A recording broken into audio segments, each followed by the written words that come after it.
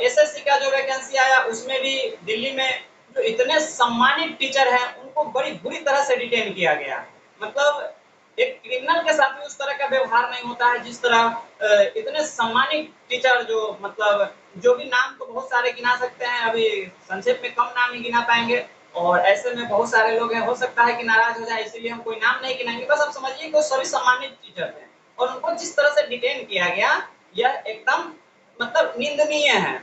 उसके बाद रक्षाबंधन से एक दिन पहले एसटीटी के जो स्टूडेंट है उनके साथ भी जिस तरह का दुर्व्यवहार हुआ, क्योंकि स्वाभाविक है अपने हक के लिए लोग प्रदर्शन करेंगे और शांतिपूर्ण प्रदर्शन कर रहे थे, लेकिन उसी में कुछ असामाजिक का तो हिस्सा ले लेते हैं या हिस्सा दिलवा दिए जाते हैं, ये तो जांच का विषय है। लेकिन उसमें जिस तरह से एक वीडियो वायरल हुआ था बिहार तक पर, वो वीडियो सत्य है या गलत है हम इस बात की पुष्टि नहीं करते हैं, लेकिन जो वीडियो दिख रहा था पुलिस वाले जूते से प्रहार कर रहे थे बच्चे पे, तो ये अपने हक के लिए जब वो लड़ाई लड़ रहे हैं तो इस तरह का बर्ताव ये सही नहीं है। और उसके बाद 18/8 को भी समझते सर 18/8 को भी जो शांतिपूर्ण आंदोलन हुआ उसमें भी कुछ असामाजिक तत्व हिस्सा लिए, वहां भी बल प्रयोग किया गया। अब हम आप लोगों से ये कहना चाहते हैं ये कब तक चलेगा? शिक्षकों को जो इतना मानसिक तनाव मतलब मानसिक तौर पे परेशान किया जा रहा है, अब बच्चे तो गलत मांग कर नहीं रहे हैं, बच्चे तो वैध मांग कर रहे हैं सर, बच्चे तो वैध मांग कर रहे हैं, तो बच्चे एकदम वैध मांग कर रहे हैं क्योंकि जो व्यक्ति मतलब जो स्टूडेंट इतना लाखों रुपये खर्च करके और वो मतलब डिग्री हासिल करते हैं, तो आप उनका समय पे एसटीटी नहीं ले सकते। किसी भी नेता के लिए चुनाव उनका महत्वपूर्ण है। 2020 में कोविड था, यही बिहार इलेक्शन था और भी देश में बहुत सारे जगहों पे इलेक्शन था, तो आपने उस कोविड में 100-150 लोग आप शादी में अलाउ किए थे, आपको इकट्ठा नहीं कर सकते मतलब हो सकते फालतू का, लेकिन आप अपना चुनाव सही समय पे लगभग 80% चुनाव सही समय पे आप कंप्लीट करा लिए। लेकिन जो स्टूडेंट गरीबी से निकलने के लिए मतलब सरकारी जो जॉब है उसमें एंट्री लेना चाहते हैं और आप उनको सही समय पे वैकेंसी नहीं दे रहे हैं, तो आज गुरु रहमान सर से हम मिलने आए हैं और हम संपूर्ण भारत के जो भी शिक्षक हैं वो सभी हमारे लिए आदरणीय हैं और हम मतलब सभी से मिलेंगे इस यात्रा में। तो रहमान सर से जानते हैं कि शिक्षा व्यवस्था जो इतना तरह से धराशाही है तो उस पर रहमान सर क्या मतलब विचार रखते हैं और हम जैसे युवा को कितना समर्थन देते हैं, कितना सपोर्ट करते हैं, आइए रहमान सर से जानते हैं। सर आप अपना विचार व्यक्त कीजिए। देखिए एक्चुअली में शिक्षा प्रणाली हमारी जब भौतिकवाद के आड़ में आई तो तब से शिक्षा प्रणाली में गिरावट है। और क्योंकि मैं इतिहास का छात्र भी हूँ और शिक्षक भी हूँ, इसलिए मैं आपको स्पष्ट रूप से बता दूँ कि हम लोग प्राचीन भारत में जिस शिक्षा पद्धति को अपना रहे थे वह एक महदूद लोगों के हाथ में था। दिल्ली सल्तनत अफगान काल की शिक्षा व्यवस्था भी रईसों के लिए शिक्षा व्यवस्था थी और आपको आधुनिक काल में जो शिक्षा व्यवस्था चंद लोगों के हाथ की पकड़ की थी। लेकिन धीरे धीरे करके देश आजाद हुआ। आजादी के बाद बाबा साहब भीमराव अम्बेडकर ने संविधान बनाया, संविधान के तहत सबको समान अधिकार मिला, उसके बावजूद भी शिक्षा सबके हाथ में नहीं था। लेकिन धीरे धीरे शिक्षा का महत्व लोगों ने जाना अनेक माध्यमों से और शिक्षा के महत्व को जानने के बाद यह स्पष्ट हो गया कि शिक्षा ही वह तकदीर है, शिक्षा ही वह कलम है जिससे तकदीर और तस्वीर दोनों बनाए जा सकते। और इसने स्पष्ट प्रमाणित कर दिया बाबा साहब अम्बेडकर की वह उक्ति कि शिक्षा उस श्रेणी का दूध जितना पिएगा उतना दहाड़े। लेकिन इन सब होने के बावजूद मैं इतना जरूर कहूंगा कि आज के भौतिकवादी युग में तथा कथित आधुनिकवादी युग में शिक्षा महंगी है, बहुत महंगी है और अच्छे शिक्षा के लिए निश्चित रूप से आपको गरीब बच्चे यानी गरीबों के बच्चे वहां पर नहीं पहुंच पाए हैं। तो समान शिक्षा प्रणाली की जो बात की जाती है और की जा रही है मैं उसका समर्थन करता हूँ और मैं एक समान प्रणाली की शिक्षा की मांग सरकार से भी करता हूँ और तमाम उन लोगों से करता हूँ कि गरीबों को भी तमाम रूप से शिक्षा मिले। आज शिक्षा में शिक्षक जो है वो दुकानदार बन गए हैं और छात्र खरीदार बन गए हैं। मैं इसको तोड़ने के विरुद्ध हूँ, लेकिन शिक्षा व्यवस्था में सुधार होगी और धीरे धीरे हो रही है, ये बहुत बड़ी बात है। सबसे बड़ी बाधा जो शिक्षा के क्षेत्र में है वो एक तो नियुक्ति को लेकर है, जो व्यक्ति की नियुक्ति को लेकर शिक्षा के माध्यम में हो या अन्य माध्यम में हो, और दूसरी सबसे महत्वपूर्ण बात मैं बता दूं कि जितने भी आयोग है चाहे बीपीएससी हो, बीएसएससी हो, दारोगा भर्ती बोर्ड हो, सिपाही भर्ती बोर्ड हो, या आपको जो भी भर्ती बोर्ड हो, उस सारे भर्ती बोर्ड में कहीं ना कहीं किसी न किसी तरह से कुछ घुसपैठियों और दलालों का लोचा लगता है, जिसके कारण बहुत छात्रों को दिक्कत हो रही है। इसमें अगर सुधार होता है तो निश्चित रूप से शिक्षा सुधार हो जाएगी, क्योंकि शिक्षा कभी किसी के बाप की बढ़ोतरी हुआ करती थी, वर्तमान में शिक्षा किसी के बाप की बढ़ोतरी नहीं है। और जरूरी है शिक्षा व्यवस्था में जो कुंडली मारे बैठे हुए हैं रईस जादे, उनको कबारना, समाज शिक्षा व्यवस्था करना, सरकारी स्कूल के बेसिक स्ट्रक्चर, बेसिक एजुकेशन को सुधारना, नैतिकता से सांस्कारिक, सांसारिक मैं नहीं बोल रहा हूँ, नैतिकता और सांस्कारिक शिक्षा से परिपूर्ण करना, तभी हम लोग भारत को विश्व बना सकेंगे, अन्यथा असंभव। जैसे कि अभी जो आप बोले कि शिक्षा को सबके लिए एक बराबर मिलना चाहिए, तो उसमें क्या है कि जो 80% करप्ट पॉलिटिशियन है, तो उनके वजह से ही 80% अधिकारी करप्ट है, क्योंकि करप्शन वो दलदल है जिसमें आदमी एक बार जाता है तो उसमें फंसता ही चला जाता है। और यही कारण है कि आज विभिन्न परीक्षाओं में कोई ना कोई, लगभग एग्जाम में कोई ना कोई सरकारी वैकेंसी में कोई ना कोई बाधा उत्पन्न हो जा रहा है। तो इसमें अब गवर्नमेंट का कुछ नेता है वो जो यह कहते हैं कि पकौड़ा बेचना भी एक मतलब रोजगार है, तो इसको आप कैसे देखते हैं? क्योंकि इसमें जो है कि मतलब एक बड़े शिक्षक हैं, वो बोलते हैं कि अगर आपको लगता है कि आपकी अभिव्यक्तित्व है उसमें आपका अपना योगदान है, तो हम उस शिक्षक का नाम भी कोट कर देते हैं, विकास दिव्यकीर्ति सर जो बोलते हैं, क्यों कहते हैं कि आपको लगता है कि आपका जो चरित्र निर्माण है उसमें आपकी भूमिका है तो आप गलत हैं। क्योंकि वो एक इस लाइन को और आगे बढ़ाते हैं और कहते हैं कि एलोन मस्क अमेरिका में ही बन सकता है, क्योंकि एलोन मस्क पैदा हर जगह होते हैं लेकिन वो बनता अमेरिका में ही है, क्योंकि अमेरिका की इकोनॉमी उसको अपॉर्चुनिटी देती है, तो इसीलिए बनते वही हैं। और इसी को विष्णु पुराण में जो एक सीरियल है उसमें विष्णु भगवान कहते हैं कि पानी की बूंदे तो वही है, लेकिन जब वह अग्नि में गिरता है तो भस्म हो जाता है, लेकिन सीप में गिरता है तो मोती बन जाता है। तो गवर्नमेंट कह रही है कि आप पकौड़ा बेचना भी एक रोजगार है, लेकिन सच्चाई है कि 5% पकौड़ा बेचने वाले ही अपने जीवन काल में अमीर हो पाते हैं या उनकी अगली पीढ़ी अमीर हो पाती है। जनरली तौर पे गांव में एक क्या है कि एक मतलब सिस्टम है कि पहले किसान का बेटा जो है वो फौज की जनरली तैयारी करते हैं, जब फौज की तैयारी करते हैं तो उसके बाद वो मतलब उनकी अगली पीढ़ी जनरली वो बैंकिंग, दरोगा, पीसीएस तक का तैयारी करते हैं। जब वो तैयारी हो जाता है तो पीसीएस के बाद वो यूपीएससी का तैयारी करते हैं। जब उनकी अगली पीढ़ी जब यूपीएससी का तैयारी करते हैं तब वो आईआईटी, आईआईएम जाने की सोचते हैं, और उसके बाद जब वो हो जाते हैं तब वो मतलब एक स्टार्टअप करते हैं, है कि नहीं? तो इसमें क्या है कि गवर्नमेंट जो शुरुआती स्टेज में जैसे अग्निवीर योजना जो आया था, तो उसमें भी एक आप पर एक मतलब एक विवाद, कंट्रोवर्सी जो कुछ भी हो गया था, तो उसमें क्या है कि अग्निवीर को भी मतलब एक तय समय के लिए कर दिया गया है। तो इसमें अब उस समय मतलब ये एक आपको ऐसा नहीं लगता है कि यह मतलब एक परमानेंट जो एक सेना का जो मनोबल था कि उसमें क्योंकि यहाँ पे है कि एक बार जॉब लेने के बाद जिंदगी सेटल माना जाता है, तो ऐसे में सेना से लोगों का मुंह भंग होगा, इस तरह आपको नहीं लगता है? देखिए, स्पष्ट रूप से अग्निवीर के बारे में कोई कमेंट हम नहीं करेंगे, क्योंकि इसको देश स्वीकार कर लिया है। और जब देश ने सब स्वीकार कर लिया तो निश्चित रूप से माननीय प्रधानमंत्री हो या जो भी हो, कुछ सोच के ही किए होंगे, तो इस पर मेरे तरफ से कोई कमेंट नहीं है। इसका खामियाजा मैं भुगत चुका हूँ, तो इसको कुछ मैं बोलूंगा नहीं। लेकिन रही बात पकौड़ा बेचने की बात आप कर रहे हैं, तो पकौड़ा बेचना एक रोजगार है, लेकिन पीएचडी हो, अच्छा से पढ़ा लिखा हो, हाईली एजुकेटेड आदमी हो, उससे कहीं के पकौड़ा बेचिए, तो ये गलत है। तो मैं स्पष्ट करूँ, रोजगार तो झाड़ू बहाना भी रोजगार है, झाड़ू लगाना भी रोजगार है, हाँ, मतलब ठेला लगाना भी रोजगार है।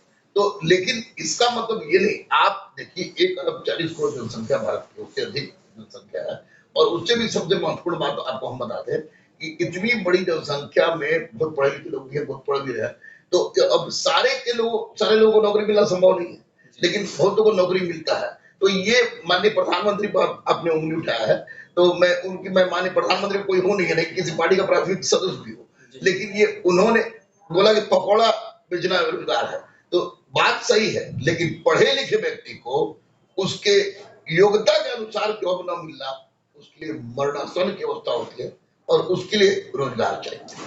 लेकिन सर, सत्ता से जुड़े हुए कर्मचारी तो राजशाही समय में भी थे और अभी भी हैं, तो वो तो सत्ता से जुड़े कर्मचारी तो हमेशा रहेंगे। तो हर कोई मतलब जो एक स्टेटमेंट है कि पकौड़ा बेचना रोजगार है, तो जो पढ़े लिखे लोग हैं कोई ना कोई तो सत्ता में जुड़कर काम करेंगे नौकरशाही में। तो उसके लिए समय पे वैकेंसी न देना ये कहाँ तक जायज है? नहीं, बिहार में अगर बिहार की बात करें तो बिहार में बहुत वैकेंसी निकली। जी जी बिहार में बहुत वैकेंसी, केंद्र में कुछ वैकेंसी कम निकली है। जी जी इसको मैं सर्व सरकार कर रहा हूँ, लेकिन बिहार में वैकेंसी बहुत निकली है। हाँ, परीक्षा को सही ढंग से संचालित करने में यहाँ का आयोग फेलियर रहा है, चाहे इसमें दलाल हो, चोर हो, डाकू जो भी हो रहा है, इसको मैं समझता हूँ। तो कहीं ना कहीं इसमें जो 80% सिस्टम जो है उनको आप फेल्योर मानते हैं? सिस्टम फेलियर, तो सिस्टम 80% फेलियर हो जाए तो बहुत गड़बड़ हो जाएगा। निश्चित रूप से सिस्टम में कुछ कमी है, जिसके कारण बस क्वेश्चन लीक हो या तरह तरह की गुंडागर्दी हो रही है, गरीब छात्रों को पेट पर लात मारा जा रहा है, इसको मैं सही मानता हूँ। लेकिन 80% सिस्टम जहाँ फेल हो जाता है, आप व्यवस्था बिगड़ जाती है। अच्छा, तो आपका कहना है कि सिस्टम थोड़ा सा कम फेल है, लेकिन थोड़ा सा हाँ, सिस्टम में लोग जाए तब ना क्वेश्चन आउट हो रहा है। सिपाही क्वेश्चन हो गया, दरोगा क्वेश्चन हो गया, बीपीएससी क्वेश्चन हो गया, बीएसएससी क्वेश्चन हो गया, टीचर क्वेश्चन हो गया, सिपाही हर जो क्वेश्चन अगर आउट हो रहा है तो निश्चित रूप से सिस्टम का दोषी है। इसलिए मैं कहा सिस्टम को बलिहारी दे रहा हूँ, सिस्टम दोषी है इसके लिए, लेकिन उसमें उसके लिए सुधार की आवाज उठाना चाहिए। माननीय प्रधानमंत्री ने भी, माननीय मुख्यमंत्री बिहार ने भी, माननीय योगी उत्तर प्रदेश मुख्यमंत्री ने भी कानून बनाया है, लेकिन कानून के बनाने से काम नहीं चलेगा, कानून के क्रियान्वयन की आवश्यकता है, उसको करने की आवश्यकता है। तो जैसा कि बिहार में नीतीश कुमार जी शुरुआत के 10 सालों में बहुत अच्छा काम किए, लेकिन अब तो उनका उम्र भी ढल रहा है, तो अब उनका विकल्प जो है, जो अभी ऐसे तो 3 विकल्प पहले से थे, जेडीयू, आरजेडी और बीजेपी, और नया में कह रहे हैं कि वो जनता का राज लाने जो आए हैं प्रशांत किशोर जी, तो इसको आप कहाँ तक सही मानते हैं, या किसी नए युवा को आना चाहिए? देखिए, अब चारों को विकल्प को ढूंढ रहे हैं, जदयू, भाजपा, कांग्रेस और ये जन स्वराज ढूंढ रहे हैं।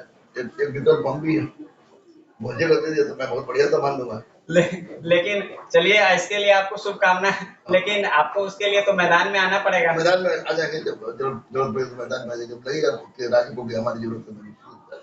लेकिन मैं अपने आप को विकल्प के रूप में मानता हूँ, क्योंकि मैं अच्छा कर सकता हूँ। तो फिर गरीबों को गरीब के बच्चों को पढ़ाएंगे कौन? ढेर रहमान पैदा करेंगे और व्यवस्था ही फिक्स कर।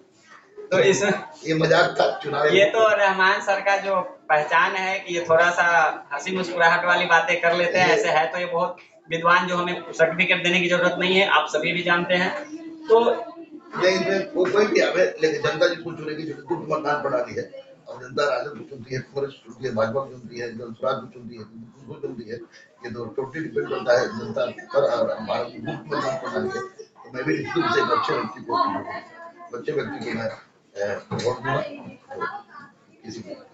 लेकिन ग्राउंड पे जो नया युवा है वो 90% वो किसी, क्योंकि ये तो नया युवा, ये तो सोशल मीडिया के दौर के युवा है, तो 90% युवा किसी पार्टी को वोट करने के ही मूड में नहीं है, वो बोलते हैं कि हम नोटा दबा देंगे। इसका क्या विकल्प देख रहे हैं? बिल्कुल गलत बोल रहा है, सब बिल्कुल 100% गलत बोल रहा है। बोलने के तो कुछ भी, सोशल मीडिया पर बोलते कि हमारे तो कुछ, लेकिन ये बिल्कुल गलत बोल रहा है। 90% सबसे पहले जाएगा वोट देगा, और जाति, धर्म, पार्टी सोच के वोट देगा। ये जाति, धर्म और पार्टी सोच के छोड़ के वोट देना छोड़ देना, उस दिन नोटा की कोई आवश्यकता ही नहीं पड़ेगी। सिर्फ फंडाबाजी है, फोकस है, गलत बात है। 90% जिस दिन नोटा दब गया, उस दिन समझिए कि हिंदुस्तान की तकदीर और तस्वीर बदल जाएगी। तो युवाओं को आप क्या संदेश देना चाहेंगे? निर्दलीय उम्मीदवार भी तो जिताया जा सकता है। निर्दलीय में हम केवल एक निर्दलीय का समर्थन कर रहा हूँ, वो है मेरा अनुज विपिन यादव, कि विपिन यादव जीत जाए तो हमारे लिए बढ़िया रहेगा। बाकी जो आपको अच्छा लगे उसी को वोट दीजिए। जाति, पार्टी, धर्म, मंदिर, मस्जिद, गाय, घोड़ा, बैकवर्ड, फॉरवर्ड, हिंदू मुस्लिम को छोड़ के आप उसी को वोट दीजिए जो राष्ट्र कल्याण कर सके, देश कल्याण कर सके, मानव कल्याण कर सके, नैतिकता से परितोषित पूरी तरह से उसे कल्याण।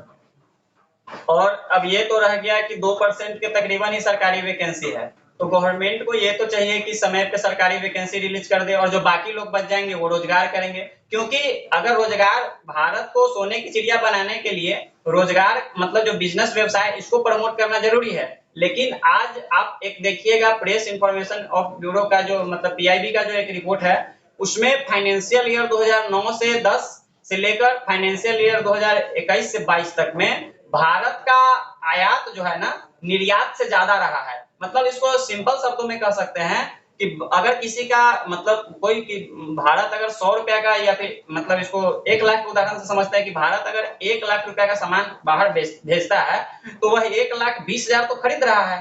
आयात मतलब उसका ज्यादा है निर्यात से, 2009 से फाइनेंशियल ईयर 2010 से लेकर 2021 से 2022 तक, और यह मतलब एक ऑथेंटिक रिपोर्ट है। तो ऐसे में भारत सोने की चिड़िया या फिर विश्व गुरु कैसे बनेगा? नहीं बनेगा, बनेगा। आप एक बात देखिए, आप ये भी तो देखिए कि हमारा जो अर्थव्यवस्था था आज विश्व के किस स्थान पर? चौथे स्थान पे। जापान को पीछे किया ना जी। जी। जापान को जब पीछे करके चौथे स्थान पहुंच गया, धीरे धीरे बढ़ेगा अर्थव्यवस्था। और रही बात आयात निर्यात की, तो जरूरत की चीज मैं कह रहा हूँ सिस्टम में गड़बड़ी है, कहीं ना कहीं गड़बड़ी है। एक जिज्ञासा वाला व्यक्ति जात धर्म पार्टी मंदिर मस्जिद गाय घोड़ा से अलग हटके केवल और केवल देश के लिए डेडिकेटेड व्यक्तियों की आवश्यकता है राजनीति में, और उसके लिए शिक्षित वर्ग पर्याप्त है। शिक्षित वर्ग को आगे आना चाहिए, शिक्षित वर्ग उसको सपोर्ट करे, कोई भी दागी व्यक्ति को न चुने, और देश के लिए मरे देश के लिए जिए, और पढ़े तो नैतिकता से परिपूर्ण शिक्षा ग्रहण करे। पढ़ लिख लेना केवल उपलब्धि नहीं होती। रविन्द्रनाथ टैगोर तो जाहिर थे, अगर एकेडमिक मानिए तो महिला पास भी नहीं थे, लेकिन उनसे बड़ा कोई विद्वान था। तो ये पढ़ाई का मतलब केवल किताबी ज्ञान नहीं, पढ़ाई का मतलब सांस्कारिक और नैतिकता से परिपूर्ण ज्ञान भी होनी चाहिए। उस ज्ञान को अर्जित करे और समझे कि कलम ही वो क्रांति है जिससे पूरी दिशा और दशा बदलेगी, कोई विचार नहीं। अभी आपने कहा कि जीडीपी कई देशों को पछाड़ कर चौथे नंबर पर आ गई है, तो क्या जीडीपी बढ़ाने से देश पावरफुल होगा या फिर जीएनपी बढ़ाने से देश पावरफुल होगा? देखिए जीएनपी और जीडीपी दोनों की मैं बात नहीं कर रहा हूँ। देश जिस पोजीशन से उभरा है उस पोजीशन ठीक जा रहा है। इसमें कुछ चोर लोग हैं जो गड़बड़ कर रहे, वो सारा पैसा लेके भाग गया था भारत से, लेकिन देश सुधर रहा है। हमारा भारत सुधर रहा है, अगर ये मैं कहूँ तो गलत नहीं कर रहा। जी बिल्कुल, हम आपके इस बात से सहमत है कि देश सुधरा और एक दिन सुधरेगा। जैसे आज आपके मन में, हमारे मन में, इनके मन में, उनके मन में, आम जनता के मन में आगे आ रहे, सोशल मीडिया पर लिख रहा है कि 90% नोटा दबाएंगे, ये समझ रहा गलत हो रहा है। तो धीरे धीरे शिक्षा सबको ही करेगा, और याद रखिएगा भारत विश्व गुरु बनेगा, और उनमें बेसिक तो शिक्षा। तो सर इसमें क्या है कि मतलब जीडीपी में एक आपको तो कहने की जरूरत नहीं, लेकिन फिर भी दर्शकों के लिए डिस्कस कर लेते हैं कि जीडीपी में तो देश के अंदर की कंपनी जो प्रोडक्शन की और देश के बाहर की जो कंपनी प्रोडक्शन की वो सब काउंट हो जाता है। लेकिन जीएनपी में तो सिर्फ दर्शकों से हम ये जानकारी शेयर करना चाह रहे हैं, बाकी सर को तो पता ही है। तो जीएनपी में क्या होता है कि राष्ट्र की कंपनी क्या प्रोडक्शन की उसको गिना जाता है। तो ऐसे में जीएनपी बढ़े तो ज्यादा बेहतर है, जीडीपी बढ़े ये तो ज्यादा अच्छा है। और आपका ये भी कहना सही है कि देश जिस स्थिति में था उससे बहुत आगे आया है। लेकिन अब हम लोग को जीडीपी नहीं जीएनपी पे बात करना चाहिए, क्योंकि हम लोग का क्या है कि हम लोग अपना कॉम्पिटिशनर पाकिस्तान को मानते हैं, और कुछ शिक्षक कहते हैं कि आपका दुश्मन कैसा है, आप किससे उलझते हैं, आपका उससे ज्यादा औकात नहीं हो सकता है, ऐसा उनका लाइन है। तो हम लोग किसी पाकिस्तान से तुलना करने के बजाय हम लोग चाइना और अमेरिका से क्यों नहीं तुलना कर पा रहे हैं? आप कंफ्यूजन में है कि हम लोग अपनी तुलना पाकिस्तान से करते हैं।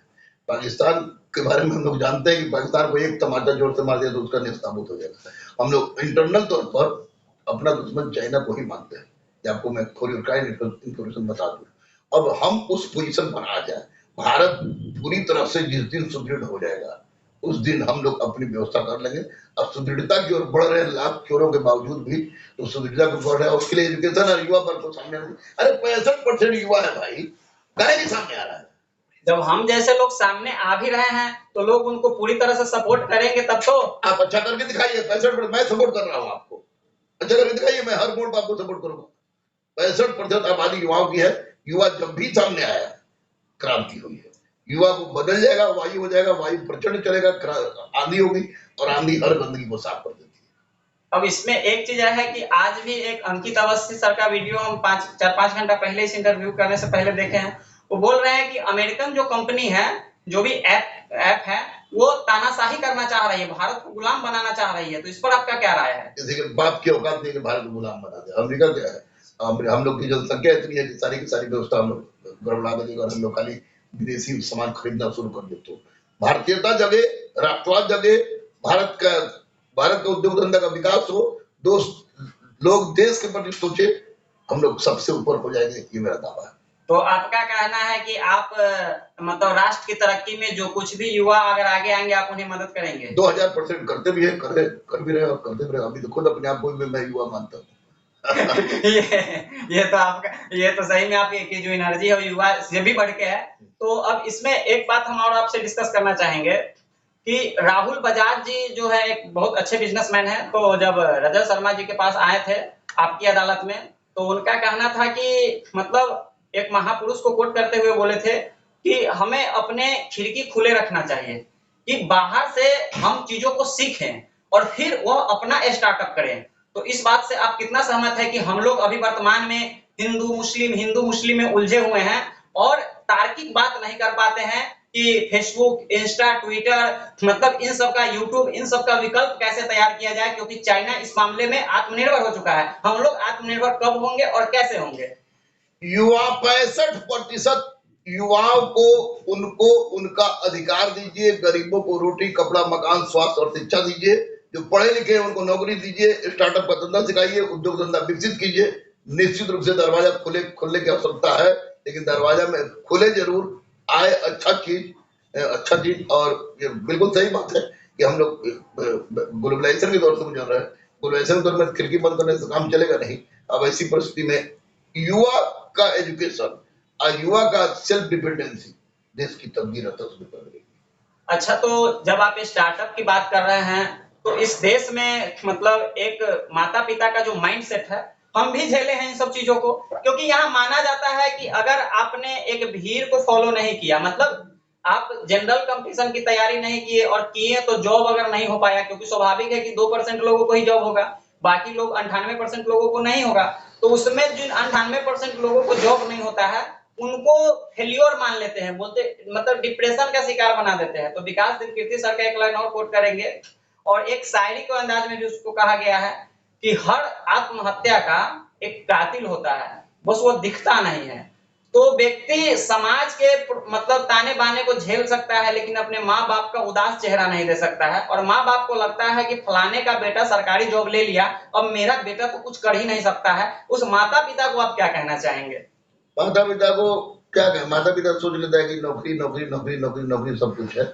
एक मेरा बहुत प्रिय दोस्त है तबरेज, अभी मेडिवर्सल हॉस्पिटल आप देखे होंगे।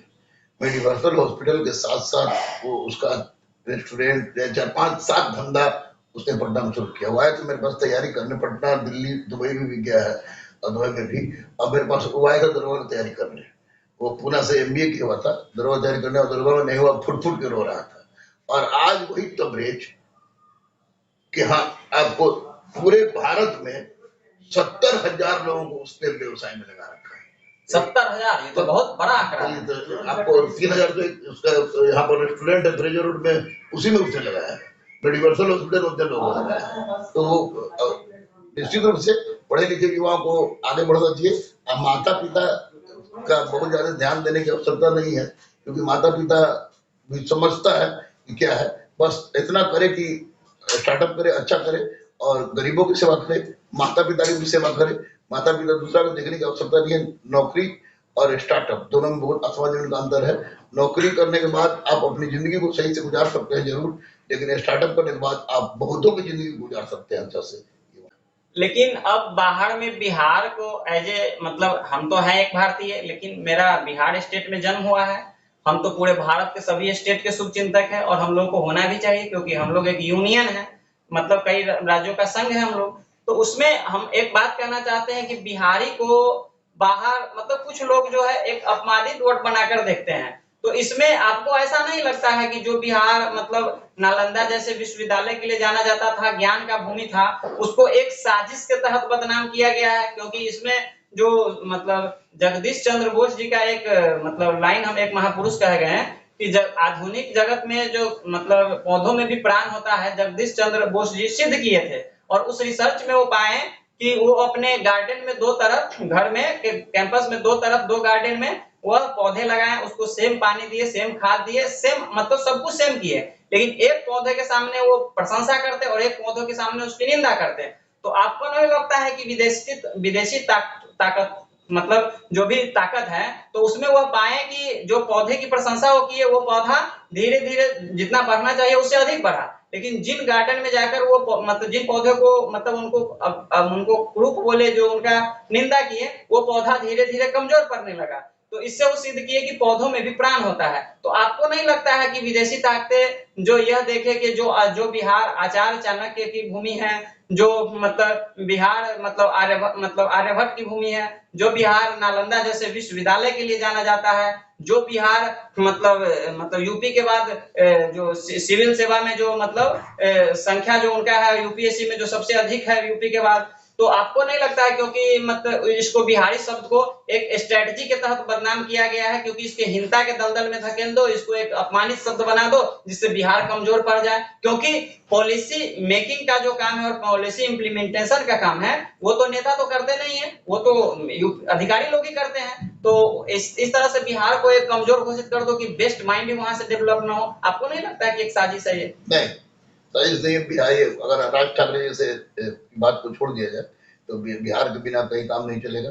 और निश्चित रूप से चूंकि हमारे यहाँ उद्योग धंधों की कमी है और जो जो विकास जो होना चाहिए उद्योग धंधों क्षेत्र में, वो विकास आपको जाति और धर्म पर ज्यादा हुआ है। तो उस पर अगर ध्यान दे लोग तो पलायन रुकेगा, और जब तक पलायन नहीं रुकेगा तब तक इस तरह की बातें होंगी। क्योंकि हमारे यहाँ जनसंख्या ज्यादा है और पलायन ज्यादा हो रहा है, इसलिए इस तरह की बात हो रही है। लेकिन बिहारी है तो दम है, और बिहारी के माध्यम से बहुत जबरदस्त दम है। तो उसमें राज ठाकरे की बात को छोड़ दीजिए, तो बाकी किसी भी देश में या भारत के अंदर ही बिहार के साथ अपमान की बात नहीं है। अगर बिहार इसके बात लोग चर्चा ही करते हैं, इसका मतलब निश्चित रूप से बिहार में कुछ ना कुछ है। रहमान सर, इतना महत्वपूर्ण समय देने के लिए धन्यवाद। Thank you, thank you, thank you, thank you, thank you. आगे बढ़िए, हम आपके साथ।